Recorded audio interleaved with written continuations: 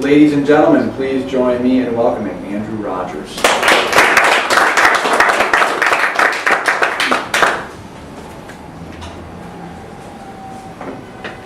I want to take you guys back to the sandbox days. Back when the world was simple. Back when we wore bright colors in ridiculous patterns and rode bikes down the street. Back when we watched our favorite cartoons. Right? I want to take you guys back to the late 1980s, early 1990s. Now, well, most of us, or actually only some of us, were still in diapers. The rest of us hadn't even been born yet, with maybe the exception of Professor Brenberg. There was a guy named Peter Laird who was just finishing up his Bachelor of Fine Arts degree in printmaking. And he was attempting to do the very thing that we are all secretly terrified to have to do. You see, Peter Laird needed to find his career job. Peter found some work at first. Nothing sustainable, really. I mean, little jobs with small newspapers, making $10 a piece for his illustrations. But Peter aspired to do so much more. Because Peter loved comic books. He loved the illustrative arts. He loved the stories of heroes and villains. He even loved the culture that comic books create.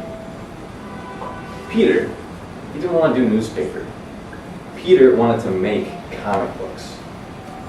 It was around this time that Peter Laird met the 20-year-old Kevin Eastman, who at the time was a cook at a lobster eatery. And didn't really want to do that. He had big aspirations as well. Similar aspirations. So the two decided to work together. They didn't really have the money to go full-time in the endeavor, of course, because, I mean, both young guys didn't have the money. They didn't even have a concept.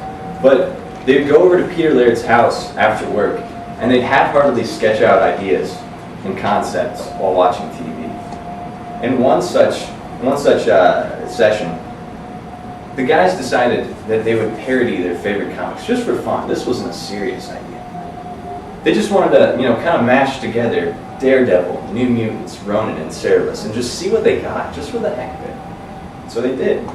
The two just laughed at their funny concept at first. I mean, Peter Laird said, it was a goof.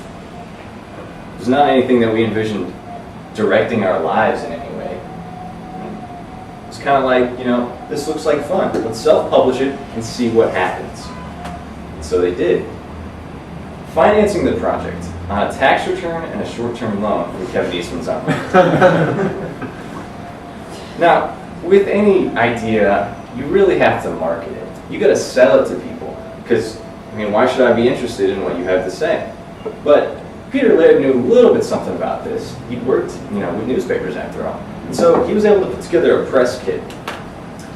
And this press kit they sent out to over 180 TV and radio news stations. They sent it to the Associated Press and to the United Press International. They got their idea everywhere. And their idea was so unique and so grabbing that many of the recipients decided that they would cover it. They had coverage across the nation on TV and radio, in newspapers, even PBS covered it. That's pretty cool. They had so much coverage that their first print of 3,000 sold out like that. They went back to reprint that first issue 3 times. 53,000 copies of their first issue. All of them gone. And they were trading for 10 times what they were worth in stores. That's pretty crazy. The two were ecstatic, of course. They're making a profit off of a goofy idea that they had while watching TV one night. Eastman said, basically ended up with us clearing a profit of $2,000 a piece, which was more back in the early 80s. And this allowed us to draw the stories full time. It was enough to pay for the rent, pay the bills, enough to buy macaroni and cheese and pencils to live on. They were happy campers. And with this rent, with this mac and cheese, and with these pencils, the two created Mirage Studios, which they named Mirage Studios because the only studio part of it was really just the pencils. So the two continued to make comics, and they continued to be wildly successful doing so.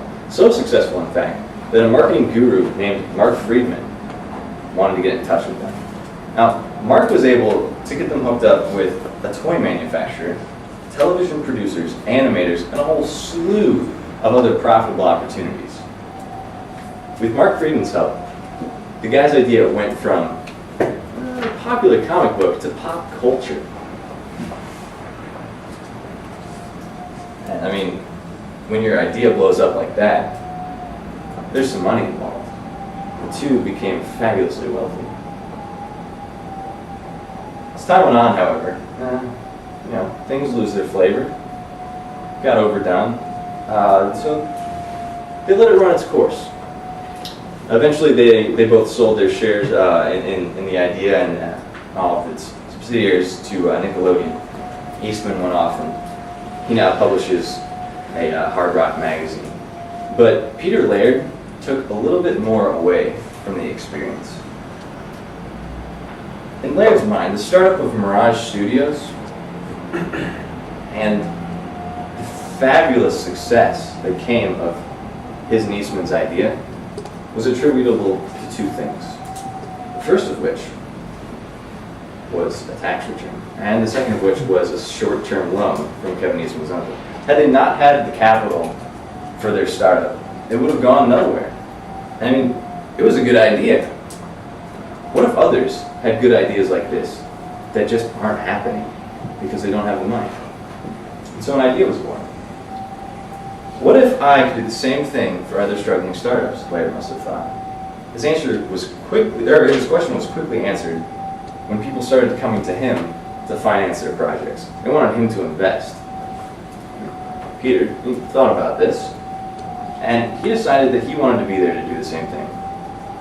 Only, since he had money, why not just give it to them? So he started the Zarek Foundation, and through it, he helped many young startups self-publish their own works and gave to charity organizations. It's a fitting full circle to his success story. Peter Laird, he knew what it was like to be the little guy trying to break out in the big world. He was there, just like you will be in not too long.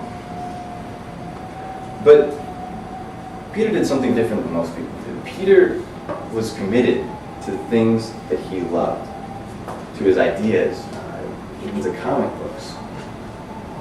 And so, when Peter did what he did, he was obviously enjoying it, and other people saw this.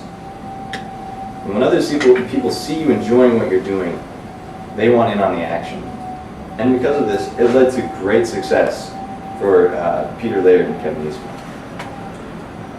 And, Laird was even able to help other people out because of this success.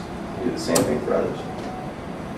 So I guess my point is, do what you love. And in the words of Eastman and Laird's greatest creation, cowabunga, dudes.